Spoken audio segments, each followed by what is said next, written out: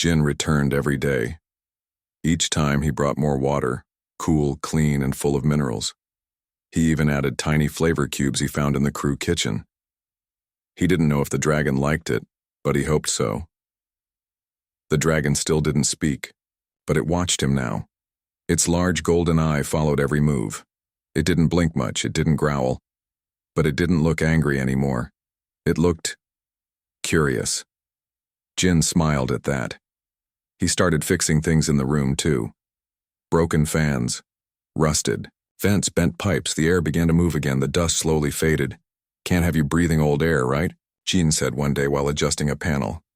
The dragon made a soft, low sound. Not loud, not sharp, almost like a hum. Jin froze, then laughed. Was that a yes? He sat down again, close to the bars. "You need a name," he said. "Can't just call you Dragon forever." He thought for a moment. "My grandmother once told me about a word from old Earth. Ryun. It means enduring flame in her language." He smiled. "I'll call you Ryun." The dragon blinked once, slowly, like it accepted. Over time, Ryun changed. Its scales looked darker, smoother. The dry cracks on its body healed little by little. Its wings no longer sagged as much. It still didn't move often, but it breathed easier now. One day, Jin reached out through the bars and gently placed his hand near Ryun's nose. He didn't touch. He waited. Slowly. Carefully. Ryun leaned forward. Its cold, rough nose touched Jin's fingers. A warm feeling spread through Jin's chest. Not fear, but trust. He didn't know how or why this bond had formed. He was just a mechanic, not a doctor or a hero.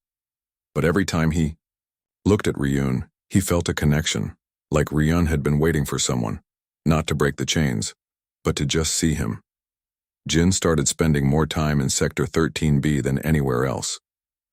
He fixed pipes nearby. He brought books, even small music boxes. Sometimes he just sat and talked about his day. Ryun listened, always silent, but always watching. One afternoon, Jin noticed something strange. The air near the room felt wetter. He touched a pipe. It had condensation on it. The ship had been dry for decades, but now water was slowly returning. Humidity was rising in the lower levels. Was Ryun doing it? Was his thirst pulling in moisture before? And now, was he giving it back? Jin looked at the dragon again, his heart full. "You're not just healing," he said softly. "You're helping the station too." Ryun didn't answer, but his eyes glowed a little brighter.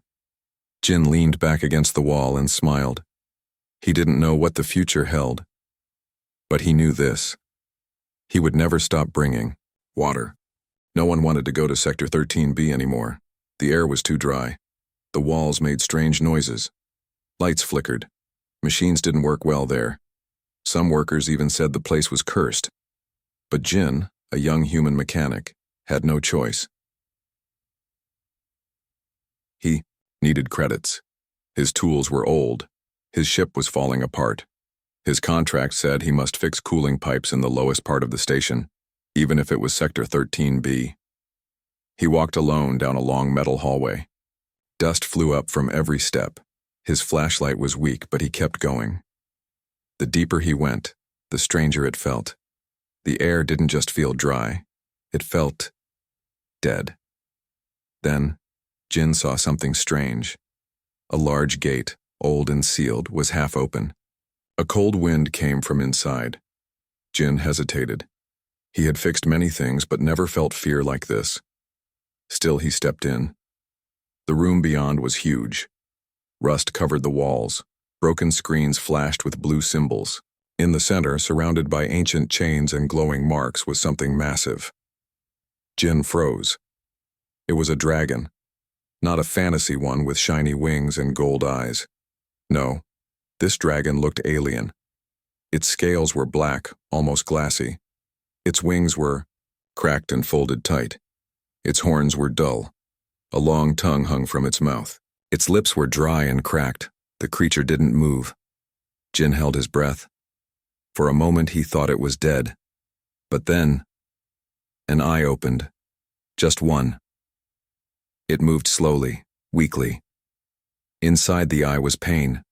Deep, old pain. Jin took a step back, but the dragon didn't attack. It didn't even growl. Suddenly Jin felt something strange in his mind. Not a voice, not words, just a feeling. Thirst. The dragon was not angry. It was suffering. Jin took a step forward, slowly. He spoke, even though he didn't know why. "You're alive?" No answer, just silence. He looked around. Old pipes were broken. The floor was dry. Not a single drop of water in the room. Jin's own throat felt dry now. The creature had been locked here for how long? He pulled out his scanner. It showed the last maintenance here was over 100 years ago. 100 years, Jin whispered. No one came. No one gave you water. The dragon's eye closed slowly, as if saying yes. Jin stood there, heart heavy. This wasn't a monster. This was a prisoner, a dying creature, forgotten in the dark. He turned and ran back, the way he came. Not because he was scared, but because he had to do something. He had to help. He had to bring water. For the first time in a century, someone cared. Jin couldn't sleep that night. The image of the dragon's dry mouth and weak eyes stayed in his mind. He kept thinking about how long it had been alone. 100 years with no water, no sound, no light. Only pain. Why did they lock it up? He whispered to himself. Why let it suffer like that? He searched the old ship logs. Most files about Sector 13B were locked, but one small record appeared. It was from 102 years ago. It said, "Entity sealed. No contact. No hydration. Allowed. Reason. Psychic danger." Psychic danger? Jin shook his head. The dragon didn't look dangerous. It looked tired. It looked lonely. He made a decision. Early the next day, Jin grabbed a small water tank from his workshop. He filled it with clean water and added a small siphon tube. He covered it with his coat so no one would ask questions. Then he returned to Sector 13B. The hallway was just as silent as before. The dust didn't move. The air still felt empty. But Jin walked faster this time. His heart was steady. He wasn't afraid now. He stepped into the room again. The dragon hadn't moved. It still lay in the same spot, chained to the ground. Its eyes were closed. "Hey," Jin said softly. "I'm back." The dragon didn't respond. Jin knelt near the edge of the gate. Slowly, he pushed the small tube through the bars. The tube touched the dragon's tongue. Nothing happened for a moment. Then, one slow gulp. The dragon's throat moved. Another gulp. Then another. Each one shaky but real. Its body trembled. A soft, broken sound came from its throat. It was not a growl. It was a sigh. Jin's eyes watered. He watched as the cracks on the dragon's lips softened a little. Its chest rose deeper. It was breathing better now. He smiled and whispered, "You're welcome." The dragon opened one eye. Not fully, just a crack. But it looked straight at Jin, and Jin felt something again. Not words, not noise, just a warm feeling. Like thank you. He sat beside the gate for a long time. The dragon didn't move, but the air in the room felt different now.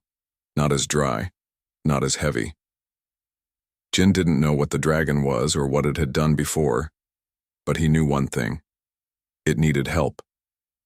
And someone had to care. He looked up at the chains, thick and old, wrapped around the dragon's legs and wings. Whoever put them there didn't want it free. But Jin didn't care about that. He cared about the thirst, the pain, the long silence. And now, The first drop of water. A small act. But it was enough to bring hope. For the first time in a century, the dragon was healing. Weeks passed. The station's lower deck started to change. Engineers noticed fewer pipe bursts. Water systems began to repair themselves. Moisture returned to dry halls. The air wasn't so harsh anymore, but no one knew why. Only Jin did. It was Ryun, the alien dragon once forgotten, was healing, and helping the station heal too. Jin now visited twice a day. He brought larger tanks of water and even brought soft fabrics to clean the dried skin around Ryun's mouth. The dragon accepted it gently, without a sound. They had no spoken language, but they understood each other. One morning, as Jin entered Sector 13B, he stopped in surprise. Ryun was sitting up. Not all the way, but higher than before. His head was no longer dragging. His wings twitched slightly. "You're stronger," Jin said, smiling. "That's good."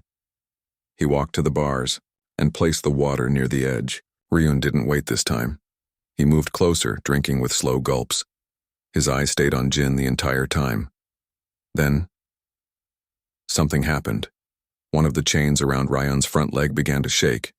Jin heard a small crack. "What was that?" he asked quietly. The dragon didn't move, but the chain, old and worn, was glowing at the edges, not from fire or force, but from inside. The energy rune on it blinked, and then dimmed.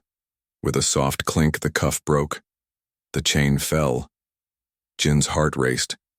"You could break free," he whispered.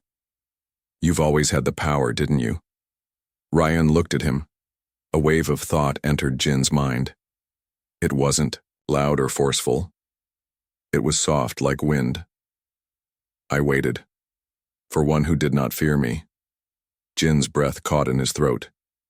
"You were waiting for me?" Ryun blinked slowly. "Yes, not in words, but in feeling." Ryun had been strong enough to escape for years, but he didn't, because what he needed was not freedom. It was trust, kindness, someone to see him not as a weapon, but as a living being. Jin stepped forward and touched the place where the chain had fallen. "I won't leave you," he said. The dragon lowered his head and let out a slow, warm breath that surrounded Jin like a calm wind.